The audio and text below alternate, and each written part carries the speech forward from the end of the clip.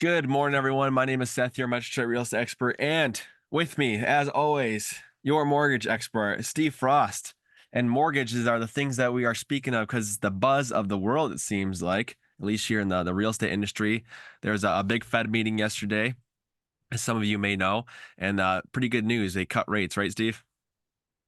Yes, sir. Yesterday was the day we've been anticipating for months. So it's been it was welcome, finally get over that hump and start moving in that new direction and make some waves with the old news cycle. The best marketing we can get. Yeah, absolutely. Now, how is this going to affect mortgage purchase applications? Is it something that we're already seeing go up? Is it going to have a little bit of a delayed effect, or how is it really playing into things right now? Good question. So, there's you have to understand like the Fed funds rate, even though it's like the talk of the town, everybody's been talking about when the Fed's going to lower rates. And yes, they do indirectly have an impact on rates. And but really there are people out there, these like massive hedge fund traders with like billions of dollars at their fingertips. And they're the smartest and most well-informed people in the world. And they know what the Fed is going to do and when they're going to do it. So the impact of yesterday's rate cut really began back in like July, Hmm. and so we knew back then based on some, June, July, we knew that at the end of this year, they were going to start cutting rates. And as soon as we started to see more and more employment data and the labor market data soften and inflation continue to play ball, they knew that at that time that they were going to go lower rates.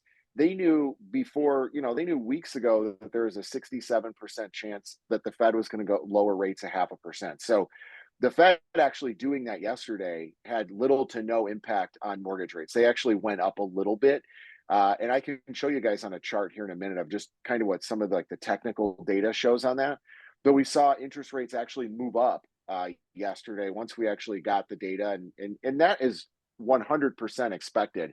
Our phones blew up. They're like, "Hey, rates went down a half. Like, let's go, let's go." And they finally respond to those emails I've been sending, like, "Hey, rates are down. Like, it's time to look at refinancing," or, "Hey, if you want to get back into the housing market, like this is a great time before everybody else finds out about it," right? And so, without this being an ad and to save all the disclosures and things like that, for purchases and refinance loans for the last month or even a little bit more, we've been locking mortgages right at or below 6%, depending on the buyer in this certain situation. So we've really seen that point and a half, point and a quarter drop in rates move into the market. So if you don't mind, I'm going to share my screen and show you this chart, and it'll kind of show you a little bit about what happened yesterday. So this chart that I'm showing you, a lot of people, this is from MBS Highway. So it's mortgage-backed security. So this is something that we use just to determine with what rates are doing. It's operated by a guy named Barry Habib. He's super smart,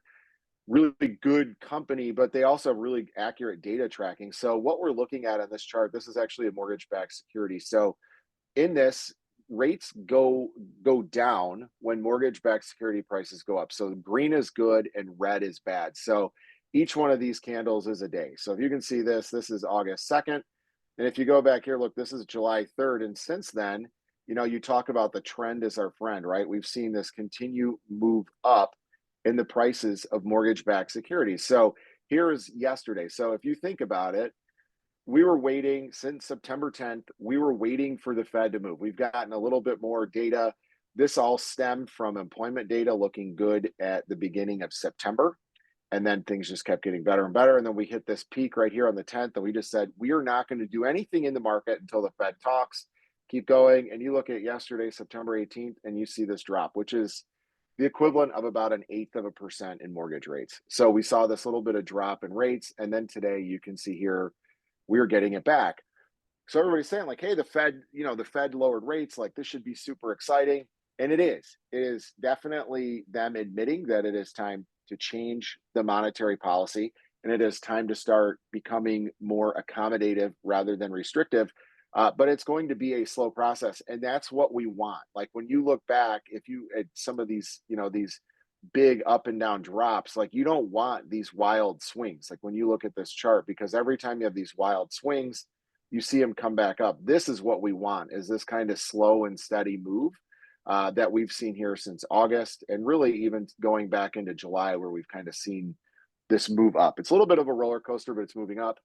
And then just to give you an idea of like what some of the rates, like real-time rate trading looks like today. So this is another site that we use to track. So you'll see 30-year mortgage rate 6.15%. It's up 0.04%. 15 years mid fives. Freddie Mac averages are 6.2, and then the MBA, that's the Mortgage Bankers Association. So that's a lot of your retail lending. Average rates are like 6.4%.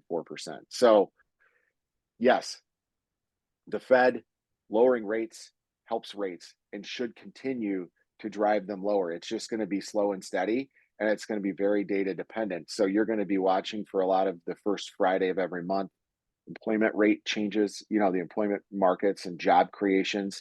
And then we're just going to be watching inflation. But yesterday, yeah, it was a huge move with the Fed, and we're starting to make our way down, and hopefully that trend continues. Cool. Now, when you say like they dropped it 0.5%, what exactly are they dropping? Because from the outside, it could look like they're dropping interest rates at a whole entire 0.5%, which just isn't true. I want to make sure that everyone kind of understands what that percentage means when they say they're dropping them a half a percent or half point. Yep. So the rate drop is for the Fed funds rate, right? So the Fed funds rate is a very short-term overnight rate that large companies and the government, things like that, will borrow money at. So one example of this would be like banks. So banks have a capital requirement. So a bank might need to have $1 billion in cash on hand to cover whatever percentage of their total deposits they need.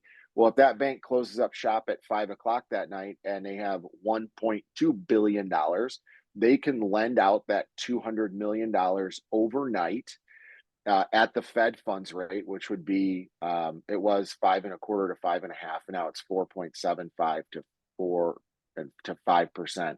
So they will now lend money overnight at this lowered Fed funds rate. So, and then the next day, those companies will pay that money back. And that might be things like those very short-term lendings might be to cover payroll while they wait on a certain amount of receivables and things like that. So it's like it's really a rate that applies to very little for us as consumers.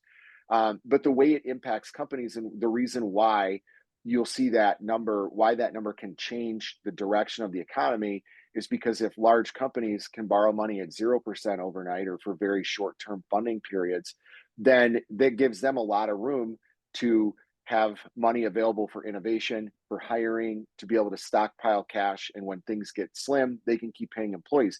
When you have a high Fed funds rate and you think these companies are borrowing hundreds of millions of dollars between 0% Fed funds rate and 5%, that's a huge, huge chunk of their margin. So it tends to cause companies to pull back in their spending.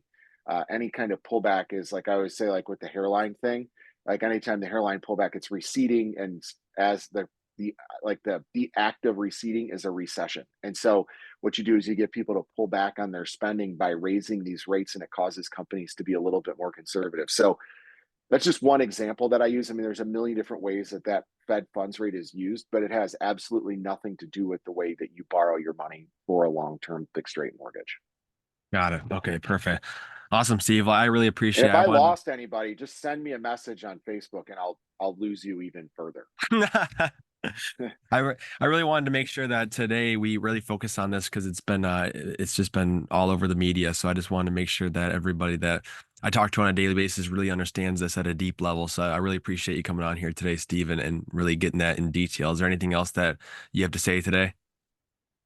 No, man, I got nothing for you. If you bought a house in the last 24 months, you should be calling your lender or me about your mortgage, because a lot of lenders right now, they're offering some cool refinance incentives, and we're saving people hundreds of dollars a month. We're dropping, I mean, just to give you an example of a client, so I had a client buy a house in August of last year. He paid it was 240, it was like $236,000. He ended up financing, put 3% down, paying PMI, the whole thing at 6.99%. And the house ended up appraising for 256 when he bought it. I called him last week. I said, hey, we can do a refinance for you. His case, and every case is different, but we're bringing his rate down to 5.625% on a 30-year fixed. Wow. We just did the appraisal on his house and it appraised for $290,000. So Wow. not only are we lowering his interest rate, at 1.375%, we're also dropping his $135 a month in PMI. So the guy's saving like $300 a month. He's skipping a mortgage payment. He's like, dude, long story short, he's like, I had a car. I thought it was under warranty. It's not. He's like, I'd end up buying a new car and we had to put my dog down. We had all these weird things go on. He's like, I just couldn't tell you that skipping a mortgage payment and saving money right now was exactly what the doctor ordered. And I never even thought that interest rates would make sense to do that right now. So, like with all this buzz, like anybody out there that's got a mortgage, just have your guy or your gal look at it and see what's going on. You never know what kind of savings you might find or what kind of surprises you'll get in the process. Yeah, incredible. So I'll put your information down here, Steve, so that people can reach out to you if they have any questions. Other than that, guys, have a fantastic week. We'll see you next week. Thank you. All right. See you, man.